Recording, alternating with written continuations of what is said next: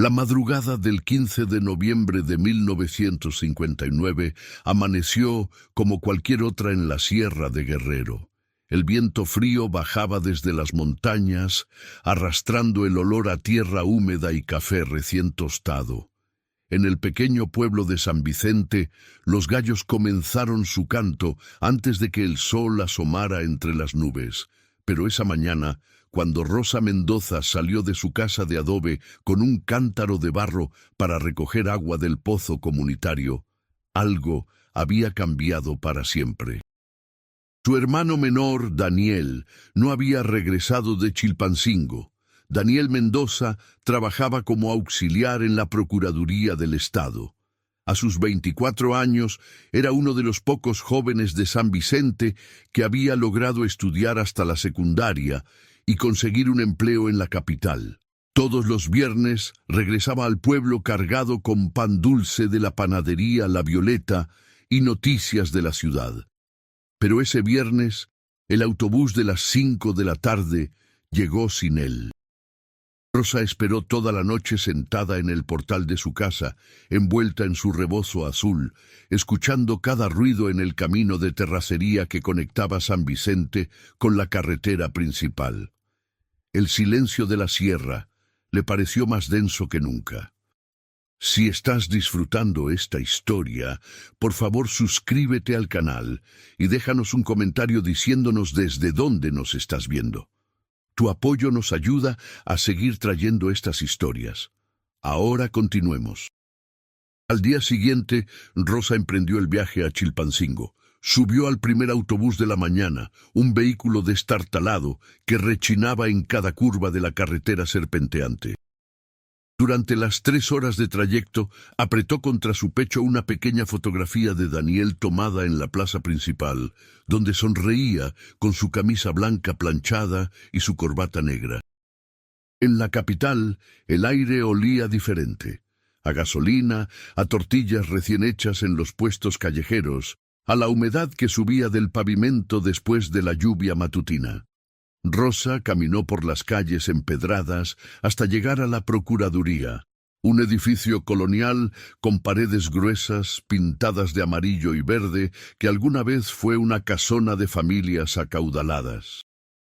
La recepcionista, una mujer de mediana edad, con lentes gruesos y permanente en el cabello, la miró con una mezcla de lástima y nerviosismo cuando Rosa preguntó por su hermano. «Daniel no ha venido desde el jueves», dijo en voz baja, mirando hacia la puerta cerrada del fondo. «Pero mejor no pregunte mucho, señorita. Estos no son buenos tiempos para andar buscando respuestas». Rosa sintió que el suelo se movía bajo sus pies. Insistió, su voz temblando pero firme. «Es mi hermano. Necesito saber qué le pasó». La recepcionista suspiró, se acercó más y susurró. «El jueves en la tarde vino un grupo de hombres. Se llevaron varios expedientes. Daniel estaba organizando documentos sobre denuncias de campesinos contra terratenientes. Uno de los hombres preguntó por él. Eso es todo lo que sé». Afuera del edificio, Rosa se apoyó contra una pared de cantera, tratando de procesar la información. Guerrero en 1959 era un polvorín a punto de explotar. El gobernador Raúl Caballero Aburto, un general de mano dura, había convertido el estado en su feudo personal. Sus familiares ocupaban puestos clave en el gobierno y los rumores sobre asesinatos, extorsión y desapariciones circulaban en voz baja en las cantinas y mercados. Los campesinos llevaban años siendo despojados de sus tierras por caciques locales que contaban con la protección del gobierno estatal. Las quejas se acumulaban en las oficinas sin respuesta y quien se atrevía a alzar la voz terminaba en el Pozo Meléndez de Taxco, un lugar que se había convertido en sinónimo de terror, donde aparecían cuerpos de quienes habían desafiado al sistema. Rosa no era una mujer que se asustara fácilmente. Había criado a Daniel desde que sus padres murieron de tifoidea cuando ella tenía 17 y él apenas 8 años. Había trabajado en los campos de café, tejido rebozos, hasta que sus dedos sangraban, vendido tamales en el mercado para que su hermano pudiera estudiar. No iba a abandonarlo ahora. Comenzó a hacer preguntas. Visitó la pensión donde Daniel alquilaba un cuarto pequeño en la colonia El Rincón. La dueña, doña Eulalia, una anciana encorvada que siempre olía a agua de rosas, le abrió la puerta con manos temblorosas. «Se lo llevaron el jueves por la noche», confesó con lágrimas en los ojos. Eran 4 hombres en un coche negro. Daniel ni siquiera pudo terminar de cenar. Dejó su plato de mole sobre la mesa. En la habitación de Daniel, Rosa encontró un mundo que apenas conocía de su hermano. Sobre la mesa de madera descolorida había pilas de documentos cuidadosamente ordenados, denuncias de campesinos del municipio de Atoyac, de Ayutla, de Coyuca de Catalán. Testimonios escritos con letra torpe pero urgente sobre terratenientes que quemaban cosechas, guardias blancas que amenazaban familias, niños que morían de hambre mientras los caciques exportaban café y copra. Daniel había estado recopilando evidencias, construyendo casos, documentando una realidad que el gobierno se empeñaba en negar. En un cuaderno de pasta dura, Rosa encontró anotaciones con nombres, fechas, lugares. Una entrada del 10 de noviembre decía: «Reunión con profesor López». Dice que se está organizando algo grande. La gente está cansada, ya no tienen miedo. Ese nombre, López, resonó en la mente de Rosa. Preguntó en el mercado, en la plaza, hasta que alguien le susurró: «¿El profesor Darío López Carmona?» Dicen que anda organizando una asociación cívica. Se juntan en la Ciudad de México, pero aquí en Guerrero hay gente que lo apoya. Rosa tomó una decisión. Si el gobierno no iba a ayudarla a encontrar a Daniel, buscaría a quienes estaban dispuestos a desafiar ese mismo gobierno. Vendió su rebozo de seda, el único objeto de valor que poseía, una herencia de su abuela, y con ese dinero compró un boleto de autobús a la Ciudad de México. El viaje duró toda la noche. Rosa iba apretujada entre campesinos que llevaban pollos amarrados de las patas, mujeres con niños dormidos en sus regazos, hombres que olían a sudor y mezcal. El autobús avanzaba lentamente por carreteras sin pavimentar, deteniéndose en cada pueblo para recoger más pasajeros. Cuando finalmente llegaron a la terminal de autobuses de la capital, el amanecer pintaba el cielo de naranja y gris. La Ciudad de México era un monstruo de concreto y ruido que la abrumó de inmediato. Tranvías que rechinaban por las avenidas, vendedores ambulantes que pregonaban tamales y atole, edificios tan altos que parecían tocar las nubes. Rosa preguntó direcciones varias veces hasta encontrar la escuela primaria Miguel Serrano en la calle de Cuba, donde, según le dijeron, se reunían los guerrerenses que se oponían a Caballero Aburto. La escuela era un edificio modesto de 2 pisos con patio central. Rosa llegó un sábado por la tarde, cuando un grupo de hombres y mujeres se reunía en una de las aulas. Habló con determinación, interrumpiendo una discusión acalorada sobre estrategias de organización. «Mi hermano desapareció en Chilpancingo. Trabajaba documentando abusos contra campesinos. Necesito ayuda para encontrarlo». El silencio cayó sobre el grupo. Un hombre de unos 40 años, de complexión delgada y mirada inteligente, se acercó a ella. Era Darío López Carmona, presidente de la recién formada Asociación Cívica Guerrerense. «Hermana», le dijo con voz suave pero firme, «tu hermano no es el único. Cada semana nos llegan noticias de desapariciones, asesinatos, torturas. Por eso estamos aquí, para organizarnos, para exigir justicia, para que esto termine». Rosa se unió a la asociación ese mismo día. Descubrió que no estaba sola en su búsqueda. Había madres buscando a sus hijos, esposas buscando a sus maridos, hermanos buscando hermanos. Todos compartían la misma historia de terror impuesto desde el poder. La ACG, como se le conocía, agrupaba a maestros, campesinos, estudiantes, comerciantes, todos unidos por un objetivo común: derrocar al régimen de Caballero Aburto y recuperar la dignidad del pueblo guerrerense. Entre los miembros, Rosa conoció a un joven profesor de secundaria llamado Genaro Vázquez Rojas, quien había sido designado como vicepresidente. Genaro tenía una presencia magnética. Hablaba con pasión sobre justicia social y derechos humanos, y organizaba células de apoyo en diferentes municipios de Guerrero. Durante los siguientes meses, Rosa se convirtió en una de las más activas buscadoras. Regresó a Guerrero armada con una red de contactos que la ACG había construido. Visitó pueblos remotos, habló con campesinos que temían represalias, recopiló testimonios que nadie más se atrevía a documentar. En cada lugar encontraba la misma historia: un gobierno que servía a los intereses de unos pocos, mientras la mayoría vivía en miseria y terror. Los campesinos trabajaban tierras que les habían pertenecido por generaciones, hasta que un cacique con conexiones políticas llegaba con papeles falsos y guardias armadas. Quienes protestaban desaparecían. Los cuerpos, cuando aparecían, mostraban señales de tortura. En San Jerónimo de Juárez, Rosa entrevistó a un anciano llamado Don Crisanto, que había perdido a 3 de sus hijos. Sentados bajo un árbol de mango en el patio de su casa de madera, el viejo le contó con lágrimas rodando por sus mejillas surcadas de arrugas: mis muchachos solo querían recuperar las tierras que nos quitó el patrón Salazar. Organizaron una reunión pacífica con otros ejidatarios. A la semana siguiente, los soldados llegaron en la madrugada. Se llevaron a 15 hombres. En los 3 días encontramos algunos cuerpos en un barranco. Los míos nunca aparecieron. Rosa escribía todo en un cuaderno idéntico al que había encontrado en la habitación de Daniel, sintiendo que continuaba el trabajo que su hermano había comenzado.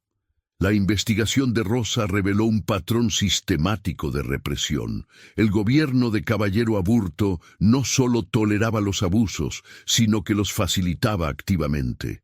La policía judicial trabajaba como brazo armado de los terratenientes. Los jueces archivaban denuncias o directamente las ignoraban. Los periodistas que intentaban publicar sobre estos crímenes recibían amenazas o eran sobornados.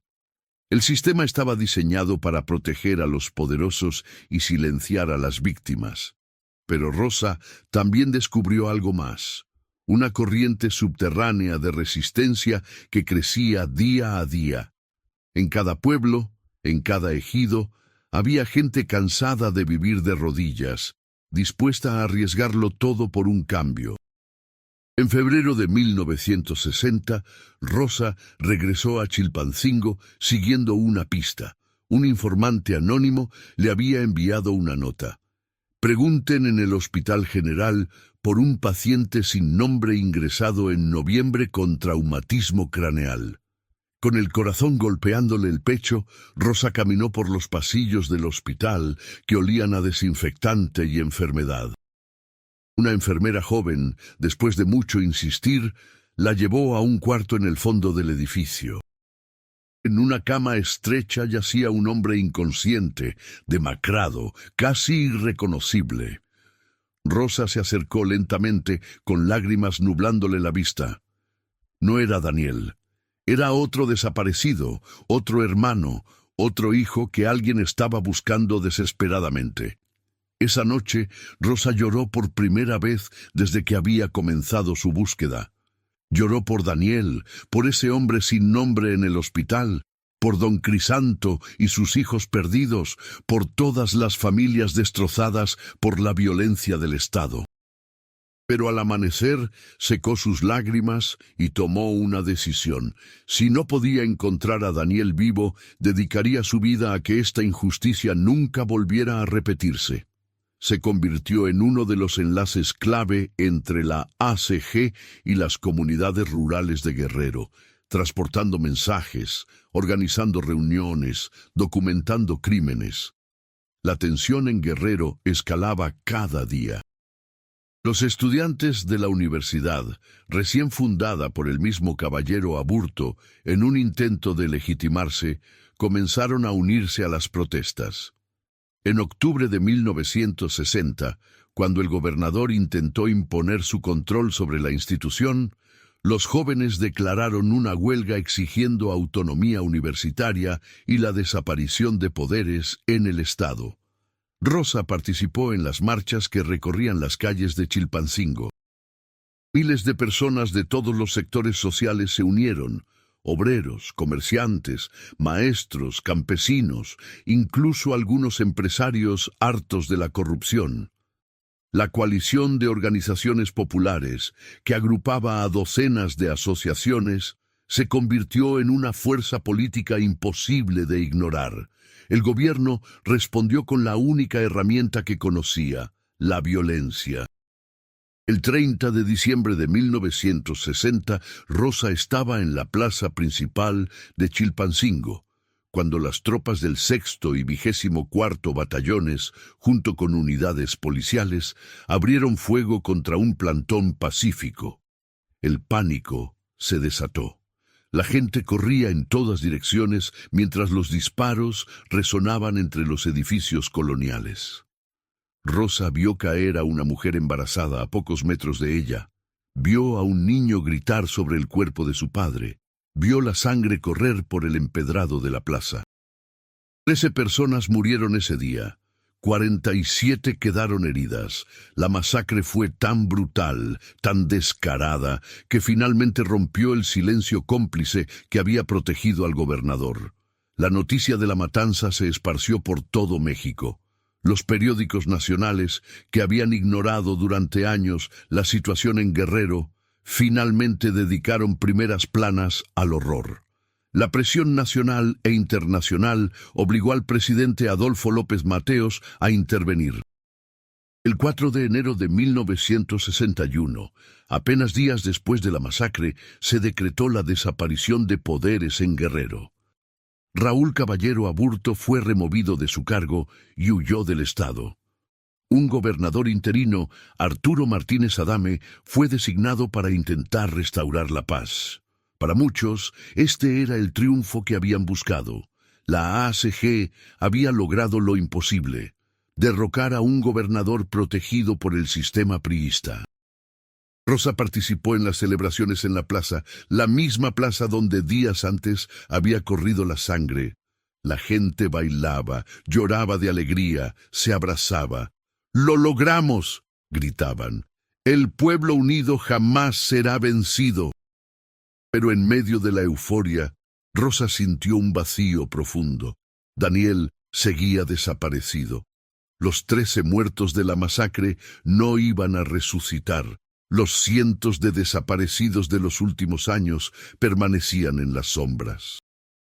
En los meses siguientes, Rosa continuó su búsqueda con una determinación que rayaba en la obsesión. El nuevo gobierno interino prometió investigar los crímenes del régimen anterior, pero las promesas se disolvían en la burocracia. Expedientes desaparecían. Testigos se retractaban por miedo. Funcionarios cómplices del antiguo régimen permanecían en sus puestos. Rosa descubrió que cambiar un gobernador no significaba cambiar el sistema que lo había sostenido. Los caciques seguían en sus haciendas, los terratenientes seguían despojando campesinos, las guardias blancas seguían operando con impunidad. En julio de 1960, cuando la directiva de la ACG se reestructuró en Iguala, Genaro Vázquez Rojas fue elegido como presidente. Rosa trabajó estrechamente con él, impresionada por su compromiso genuino con la justicia social. Genaro no solo hablaba de cambio, lo vivía. Visitaba comunidades remotas, dormía en petates en casas campesinas, compartía el escaso alimento de las familias más pobres. Rosa, le dijo un día mientras revisaban documentos en una casa de seguridad. Tu hermano Daniel dio su vida documentando estos crímenes. La mejor manera de honrarlo es continuar su trabajo, asegurarnos de que estos testimonios no se pierdan, de que la historia recuerde lo que pasó aquí. Rosa estableció un archivo clandestino. En una pequeña habitación en Ciudad de México, lejos de las garras del gobierno guerrerense, comenzó a catalogar sistemáticamente todos los casos de desapariciones, asesinatos y abusos que había documentado. Cada testimonio era una historia de sufrimiento, pero también de resistencia. Campesinos que se negaban a abandonar sus tierras a pesar de las amenazas. Madres que buscaban a sus hijos desaparecidos durante años. Maestros que enseñaban a leer a niños en escuelas improvisadas bajo los árboles, porque el gobierno no construía escuelas en sus comunidades. Obreros que organizaban sindicatos a pesar de saber que podían ser asesinados por ello. En 1961, mientras organizaba estos documentos, Rosa finalmente encontró una respuesta sobre Daniel. Un exsoldado, consumido por la culpa y el alcohol, la buscó en un mercado de Chilpancingo. Con voz quebrada, le contó que había formado parte del grupo que detuvo a Daniel. Lo llevamos al cuartel, confesó, sin poder mirarla a los ojos. El capitán lo interrogó sobre los documentos que estaba recopilando, sobre quiénes lo ayudaban. Tu hermano no dijo nada, ni una palabra. Lo torturaron durante 2 días. Luego nos ordenaron deshacernos del cuerpo. Lo llevamos al Pozo Meléndez. Rosa sintió que su alma se partía en 2. Finalmente sabía la verdad, pero esa verdad era más dolorosa de lo que había imaginado. Con ayuda de miembros de la ACG, Rosa viajó al Pozo Meléndez en Taxco. Era un pozo minero, abandonado en las afueras de la ciudad, rodeado de vegetación salvaje. Según las historias locales, decenas, quizás cientos de cuerpos habían sido arrojados ahí durante el gobierno de Caballero Aburto. Rosa se paró al borde del pozo, mirando hacia la oscuridad profunda. No podía recuperar el cuerpo de Daniel, no podía darle un entierro digno, pero podía honrar su memoria, asegurándose de que su sacrificio no fuera en vano. Colocó una pequeña cruz de madera con el nombre de Daniel grabado y rezó no solo por él, sino por todas las almas que descansaban en ese lugar maldito. La lucha había cambiado a Rosa profundamente. La mujer tímida que vendía tamales en el mercado de San Vicente se había convertido en una activista incansable, una documentalista de crímenes de Estado, una voz para los que no tenían voz. Pero el costo había sido enorme. Había perdido a su hermano, su inocencia, su fe en las instituciones. Lo que había ganado era algo diferente. Una comprensión clara de cómo funcionaba el poder, de cómo los poderosos mantenían su control a través del miedo y la violencia, y de cómo la gente común, cuando se organizaba, podía desafiar incluso a los más poderosos. El triunfo de 1961 fue solo el comienzo de una lucha mucho más larga. Rosa lo sabía, Genaro Vázquez lo sabía, todos los que habían participado en el movimiento lo sabían. Cambiar un sistema requería más que derrocar a un gobernador corrupto. Requería transformar las estructuras económicas que permitían que unos pocos concentraran la riqueza mientras las mayorías vivían en miseria. Requería construir instituciones genuinamente democráticas que respondieran a las necesidades del pueblo, no a los intereses de las élites.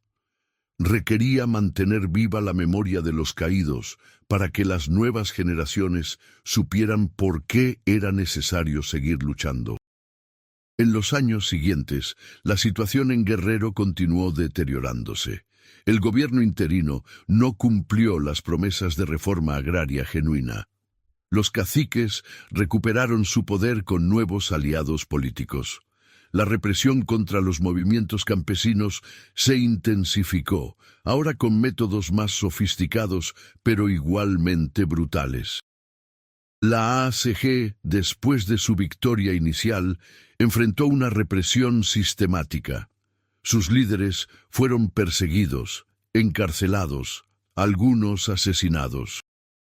En 1966, Genaro Vázquez fue arrestado bajo cargos fabricados.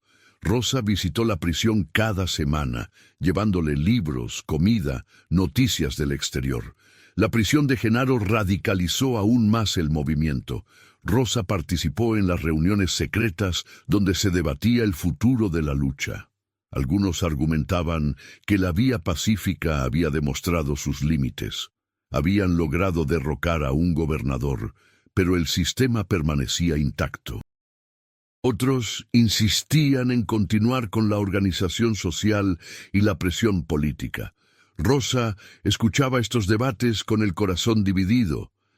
Había visto el poder de la movilización pacífica, pero también había visto cómo el Estado respondía con balas. Había documentado suficientes masacres para saber que el sistema no renunciaría a su poder sin luchar. En 1968, un comando armado liberó a Genaro Vázquez de la cárcel de Iguala. La audacia de la operación conmocionó al país.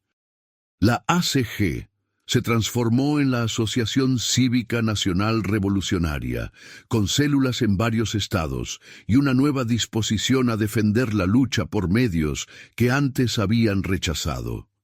Rosa no participó directamente en la lucha armada, pero continuó su trabajo de documentación, ahora más peligroso que nunca. El gobierno declaró a la organización como subversiva y terrorista. Cualquiera sospechoso de colaborar con ellos podía ser detenido, torturado, desaparecido. En la Sierra de Guerrero, otro maestro rural, Lucio Cabañas Barrientos, organizó el Partido de los Pobres después de que guardias blancas masacraran a campesinos en Atoyac de Álvarez en 1967. Rosa conoció a Lucio en varias ocasiones. Era un hombre de convicciones férreas, que hablaba del socialismo y la revolución con la misma pasión con que Genaro hablaba de justicia social. «Hermana Rosa», le dijo en su último encuentro, «usted está escribiendo la historia mientras nosotros la hacemos. Asegúrese de que cuando todo termine, el mundo sepa por qué tuvimos que tomar las armas». La década de 1970 vio a Guerrero convertirse en el epicentro de lo que después se conocería como la Guerra Sucia. El ejército mexicano desplegó miles de soldados en la sierra. Se implementaron tácticas de contrainsurgencia aprendidas de asesores estadounidenses, vuelos de la muerte, desapariciones forzadas, campos de concentración clandestinos, tortura sistemática. Rosa documentó todo lo que pudo, a pesar del riesgo personal. Su archivo crecía con testimonios cada vez más horrendos. Aldeas enteras evacuadas por el ejército. Mujeres violadas frente a sus familias para obligar a sus maridos a entregar información. Niños asesinados para castigar a sus padres guerrilleros. En 1974, tanto Lucio Cabañas como Genaro Vázquez murieron en enfrentamientos con el ejército. Sus muertes marcaron el inicio del fin de la insurgencia armada en Guerrero, aunque grupos menores continuarían operando durante años. Rosa lloró a estos hombres que había conocido, admirado, con quienes había compartido el sueño de un México más justo. Lloró por las miles de vidas perdidas en una guerra que el gobierno negaba oficialmente, pero que libraba con brutal eficiencia. Para mediados de los años 1970, Rosa era una mujer de 40 años que había dedicado 15 años de su vida a una lucha que parecía perdida. El archivo que había construido contenía miles de testimonios, pero nadie estaba dispuesto a publicarlos. Los periódicos temían represalias, las editoriales rechazaban manuscritos que pudieran comprometerlas con el gobierno.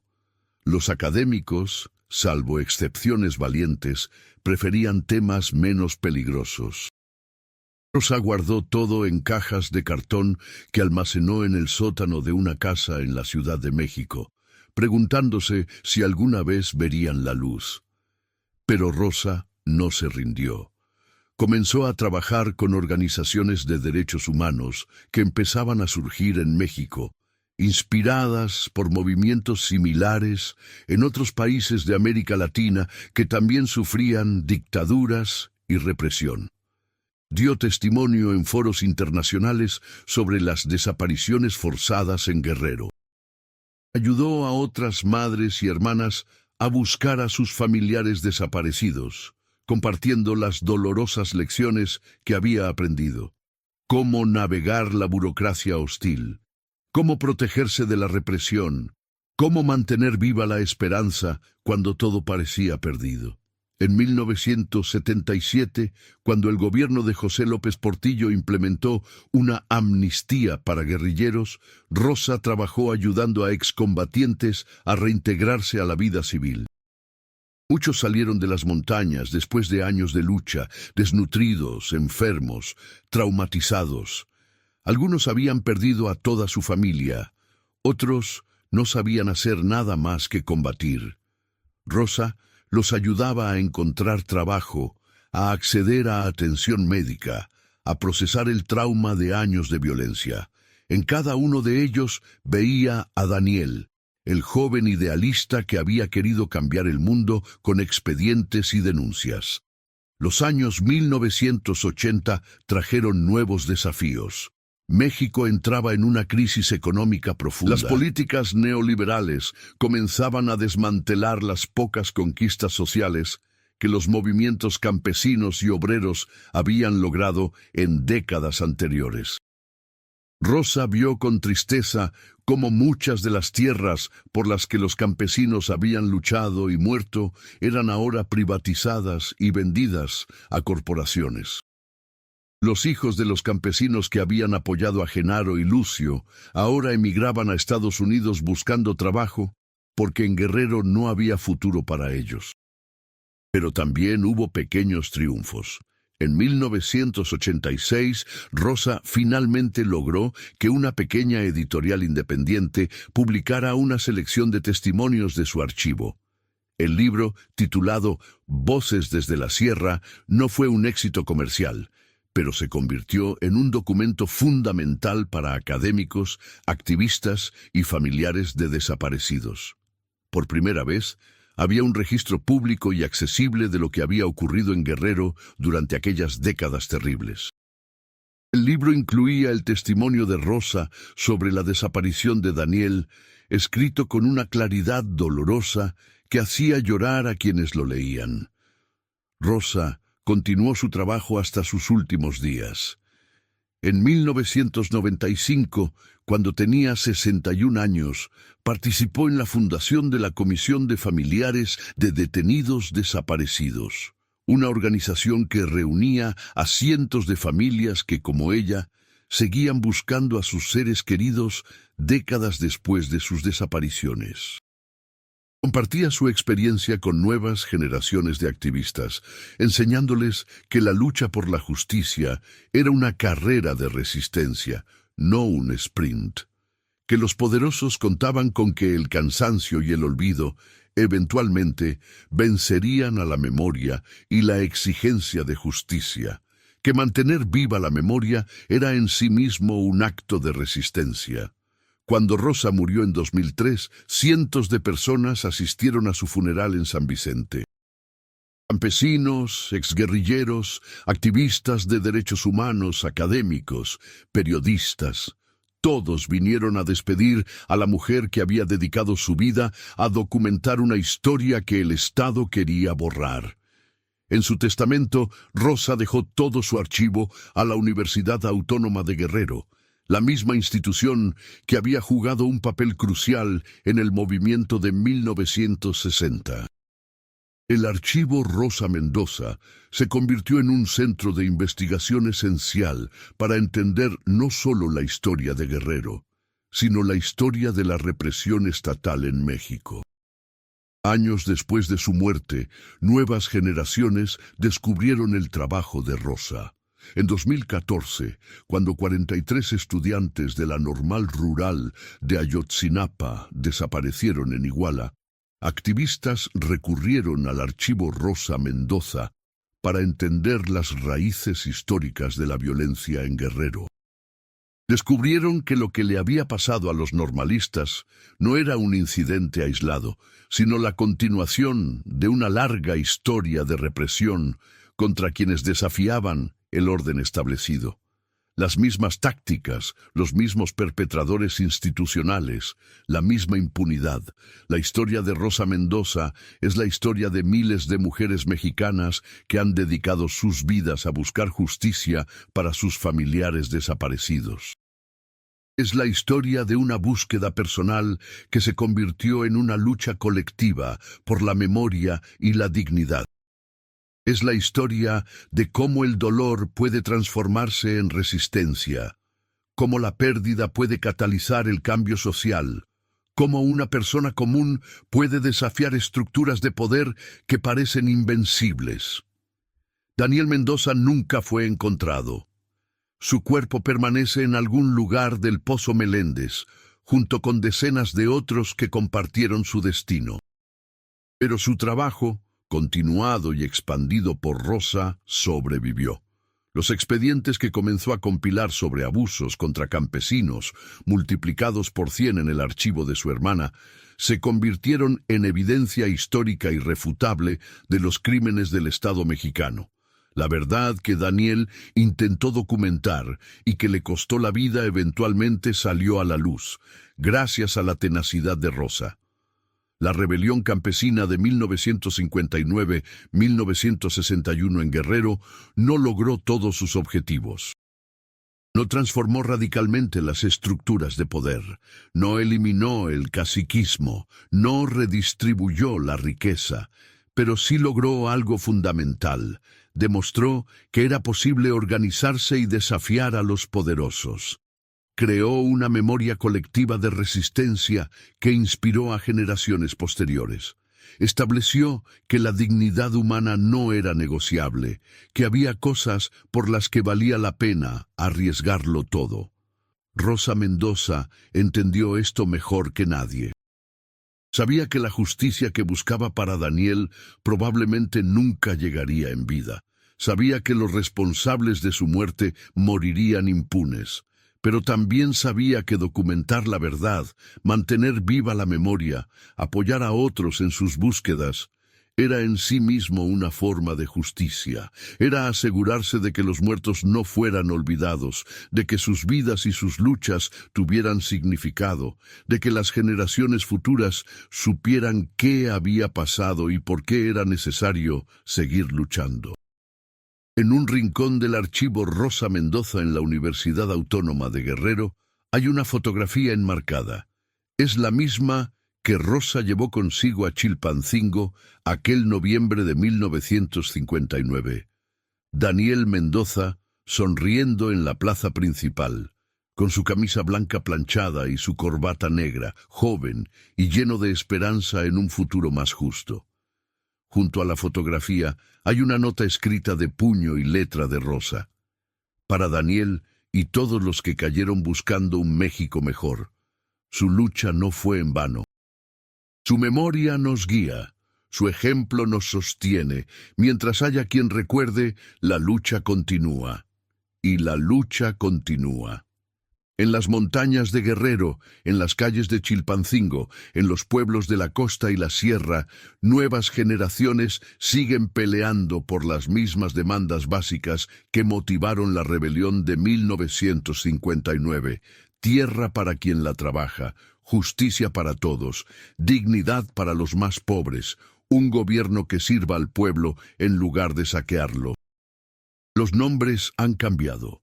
Las tácticas han evolucionado, pero la esencia de la lucha permanece. Y en el centro de esa lucha, todavía hoy, están mujeres como Rosa Mendoza, madres, hermanas, hijas, que se niegan a olvidar, que se niegan a rendirse, que transforman su dolor en acción y su pérdida en esperanza para otros. La historia que comenzó con la desaparición de Daniel Mendoza en noviembre de 1959 no tiene un final definitivo.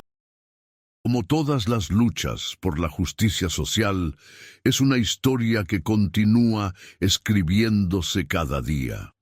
Cada vez que una madre busca a su hijo desaparecido, cada vez que un campesino defiende su tierra contra corporaciones rapaces, cada vez que un estudiante se organiza contra la corrupción, están continuando el trabajo que Daniel comenzó y Rosa dedicó su vida a preservar.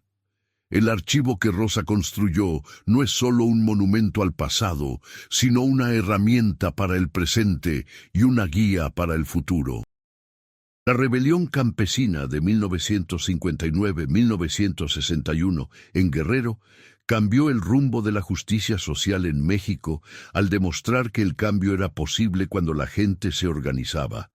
También reveló los límites de ese cambio en un sistema diseñado para resistir la transformación genuina. Pero quizás su legado más importante fue crear una tradición de resistencia, documentación y memoria que ha sobrevivido décadas de represión. Una tradición encarnada en personas como Rosa Mendoza, cuyas vidas demuestran que la lucha por la justicia no es un evento, sino un proceso, no un destino, sino un camino que cada generación debe recorrer con la guía de quienes vinieron antes. En ese sentido, la historia de Rosa y Daniel es fundamentalmente una historia de esperanza. No la esperanza ingenua de que la justicia llegará fácilmente o rápidamente, sino la esperanza madura de que mientras haya quienes se nieguen a olvidar, quienes documenten la verdad, quienes apoyen a los que sufren, el camino hacia un mundo más justo permanece abierto. Es una esperanza construida no sobre ilusiones, sino sobre la evidencia histórica de que los cambios sociales profundos son posibles, aunque requieran generaciones de lucha sostenida.